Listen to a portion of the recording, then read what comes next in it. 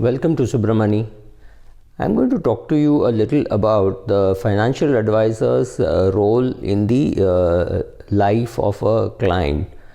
And that takes us to a very important person called George Kinder, the person who talks about life planning. And I've always wondered, did it require somebody to tell you that if you are reasonably well connected to a client, that you actually become his life planner? There is one fear which I think I should address first. A financial planner should not get too much into the lives of client, because there is always a tendency for the client to ask too many questions about his own lifestyle, his own choices. The very clear distinction that you have to maintain is to say you are a financial planner and you're not going to take decisions like which college their children are supposed to go to, right? Because there is a tendency for people to ask you those questions also, because a college choice is a question of competence of the kid, the snobbery value which you want, the inability or the ability of a kid to get into a real good top Indian college, right? And the question is what the child really wants to do. I found one, not just one, a few kids who just wanted to live independently, and they wanted to live independently abroad, so they knew that the parents cannot interfere even if something were to go wrong. They wanted the pleasure of living independently and the skill of living independently. They wanted to learn both those things, especially children from very rich backgrounds who could afford to go abroad for studying, whether it is UK or US.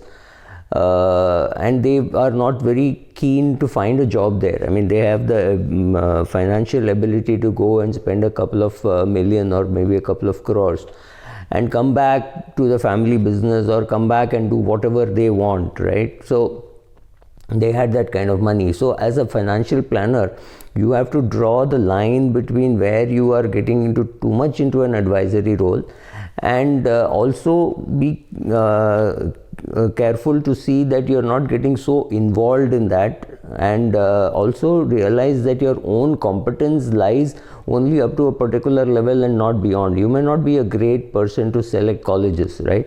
You are a financial planner. You're not the person who really knows whether a child should study abroad or not study abroad, right? So that line between financial planning and life planning is something which I would like to draw.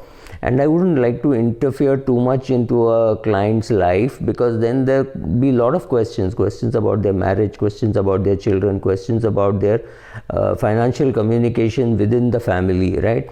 You don't want to get into all those kind of questions. But yes, you have to ask a lot of time bomb kind of questions. Like I've asked questions like, if your son is kidnapped and there is a ransom call for 50 lakhs, who will pay? Will the business pay? Will your family business pay? Will your business pay? Will your son's net worth pay? Will your net worth pay? Will the family's net worth pay? Will it come out of working capital?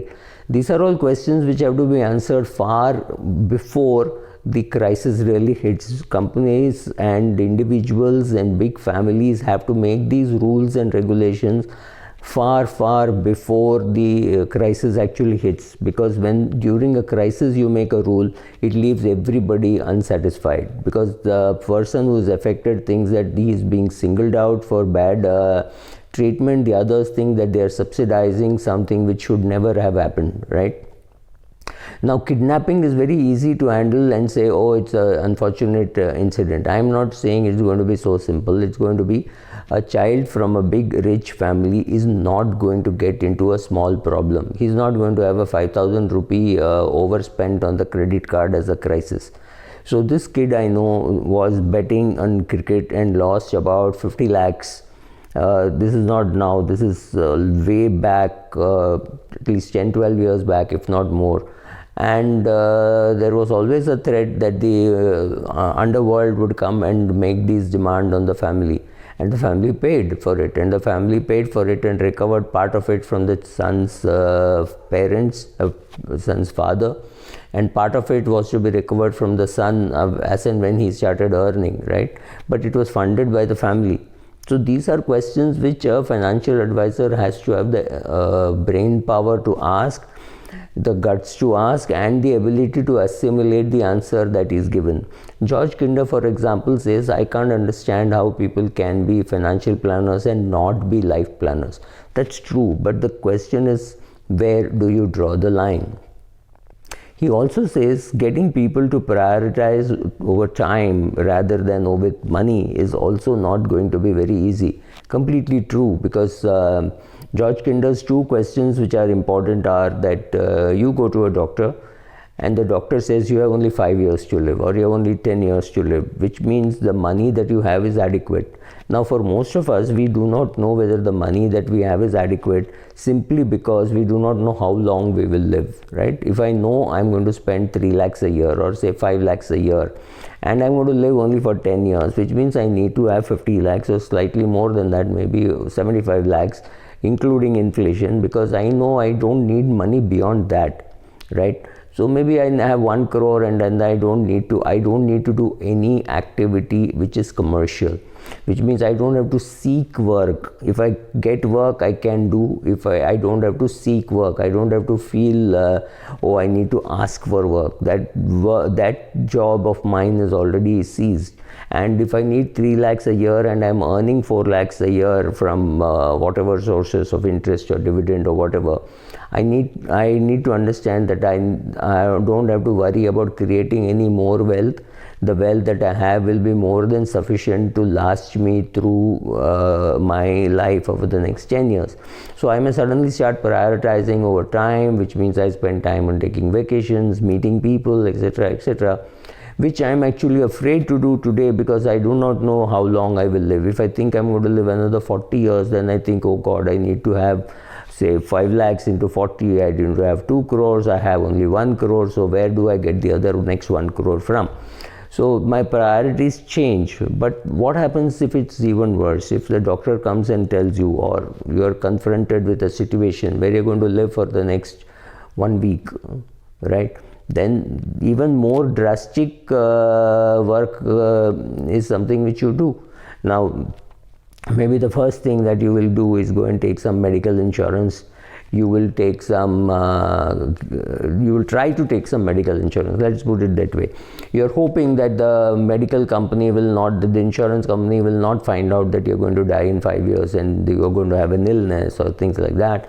That doesn't happen. So the first thing which people do when they realize, so I keep asking this question, what would you do if you have a good friend who was going to die within the next, say, 3 years due to whatever reasons? God came and told you that you can know the lifespan of all your friends the minute you see them, but you cannot tell them that they are going to die. You cannot tell them that they are going to have an illness.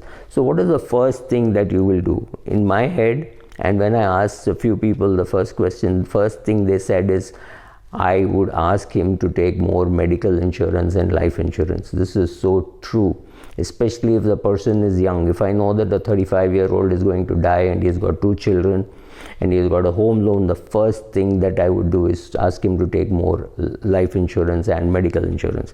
Now, these kind of situations don't happen. God doesn't come down and say, oh, I'll give you this piece of information.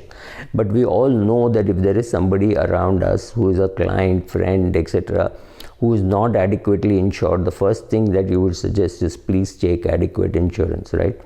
So that is what a financial planner should do. But however, the financial planner should not get too much into what treatment he should take, etc. Realize your limitations, realize your knowledge, realize your role, and realize your limitations. I don't think too many organizations talk about the limitations of a financial planner. Tell them this is a financial planning decision, this is a life decision, life decisions you have to take. The lawyer tells me that this is a legal decision I have to take, this is a business decision which you have to take. Lawyers should not be taking business decisions, financial planners should not be taking life decisions. Yes, you are a life planner, yes, you should ask all these questions, but you should not get too much into the decision making process. It should not happen that the client turns to you and says, oh, but you told me to do this. No, that's not your job. It is not your job to decide whether your it's not your job to decide whether your child's son or daughter should go to Princeton, or whether they should go to Harvard, or whether they should study in IIM Ahmedabad. I know somebody whose children went abroad, and he was a little sad that his children did not even try getting into the IIMs because they felt it was too competitive, and he had the money, right? So this kind of thing should not happen. Ultimately, it is the family decision. Your job is to say, yes, you have enough money. You will not go to the poorhouse if 2 children of yours study abroad and spend 2 crores each. Or to say, look, you have no money, you need money for your own retirement, so you will not spend 80 lakhs on a kid going abroad and studying. You just don't have the money, right? So that is your job. That is your job, to be blunt and say it. But it is not your job to decide whether your client's children should be studying abroad, or whether they should be having a big grand fat Indian wedding, right? It is their call. Your job is to say whether financially it is possible to do that. I know of people who have pulled money out of working capital to meet their wedding expenses or buying a house, and then saying business is not doing well. It is simply because they pulled money out of the working capital cycle, and the company or the business could not take that, right? So as a financial planner, understand your role. Yes, you're a life planner, but you're a life financial planner. You're not a life planner. You will not get into those kind of decisions. Your client should know what he should be asking you, and if your client doesn't know, even then it is your job to tell them what they should be doing, only financially. The other part is their decision, not yours. Thank you.